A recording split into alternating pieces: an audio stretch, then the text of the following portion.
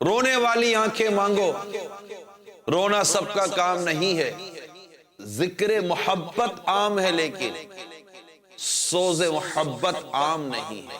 حضرت سیدنا صالح موری رحمت اللہ تعالی علیہ فرماتے ہیں گناہ دلوں کو زنگ آلود کر دیتے ہیں، اور وہ زنگ روئے بغیر زائل نہیں ہوتا۔ یہ ایسے آنسو ہیں جو نکلتے باہر ہیں دھوتے اندر ہیں۔ گناہوں کا ازالہ آنسوؤں سے کچھ تو ہو جاتا، مجھے رونا بھی تو آتا نہیں ہائے ندامت سے۔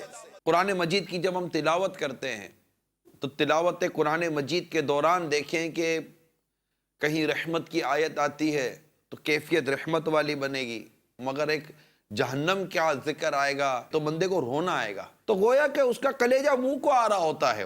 جیسے سورہ یاسین کے اندر اللہ تبارک و تعالیٰ فرماتا ہے وَامْتَازُوا الْيَوْمَ أَيُّهَا الْمُجْرِمُونَ کہ قیامت کے روز ندا کی جائے گی اے مجرموں الگ الگ ہو جاؤ، تو 1000 میں سے 999 مجرم الگ کر دیے جائیں گے۔ اپنی مجرم والی جو حرکتیں ہماری، ہم جو اللہ تبارک و تعالیٰ کی نافرمانیاں کرتے ہیں، ان نافرمانیوں کا بندہ یاد کرے گا نا کہ میرے سر پر اتنی نمازوں کا بوجھ، جو قضا نمازیں ہوئی ان کا بار، گانے باجوں کا بوجھ، جھوٹ و غیبت کا بوجھ، ماں باپ کی نافرمانی، تو سود تو رشوت، اب یہ گناہوں کا بوجھ لیے میں مجرم بن کر اگر قیامت کے روز اٹھایا گیا تو میرا کیا بنے گا؟ اور قرآن ہی کہتا ہے یومئذ تحدث اخبارها، زمین اگل دے گی اپنے راز، عذاب کہیں گے کہ اس نے کیا کام کیا۔ جس زمین پر میں نے گناہ کیا وہ زمین میرے خلاف گواہیاں دے گی۔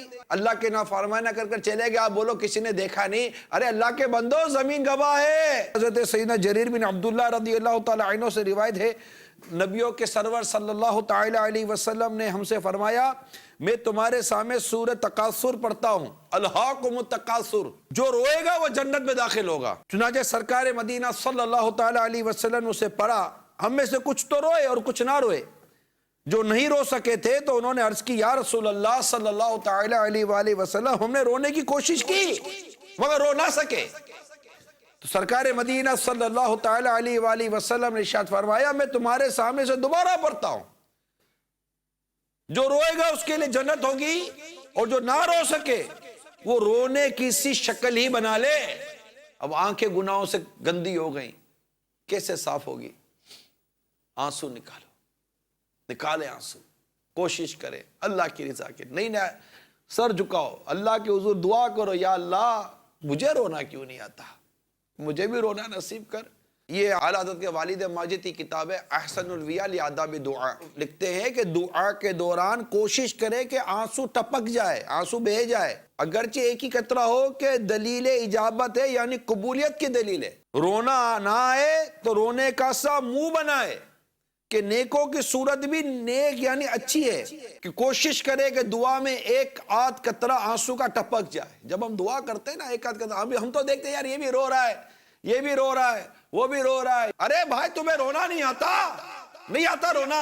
ارے اسی پہ رو لو، اسی پہ رو لو کہ تمہیں رونا کیوں نہیں آتا۔ ارے سارے رو رہے ہیں، اللہ کا ذکر کر رہے تو رو رہے ہیں، دعا کر رہے تو رو رہے ہیں۔ اور یہ آپ کو دعوت اسلامی کے مدنی ماحول میں بہت ملے گا انشاءاللہ تبارک و تعالی۔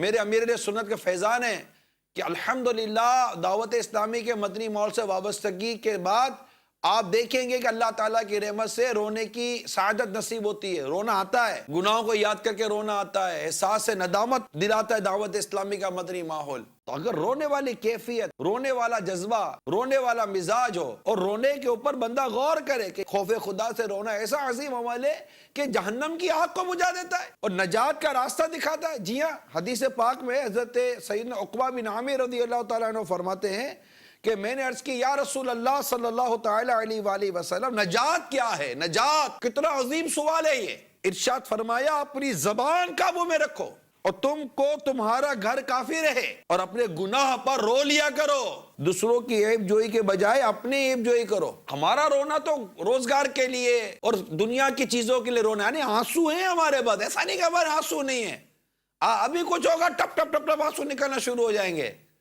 یہاں آمدنی کم ہوگی رونا شروع کر دیں گے۔ غم روزگار میں تو میرے اشک بہ رہے ہیں، تیرا غم اگر رلاتا، تیرا غم میرے آقا یا رسول اللہ یا حبیب اللہ، میں جو یوں مدینے جاتا تو کچھ اور بات ہوتی، کبھی لوٹ کے نہ آتا تو کچھ اور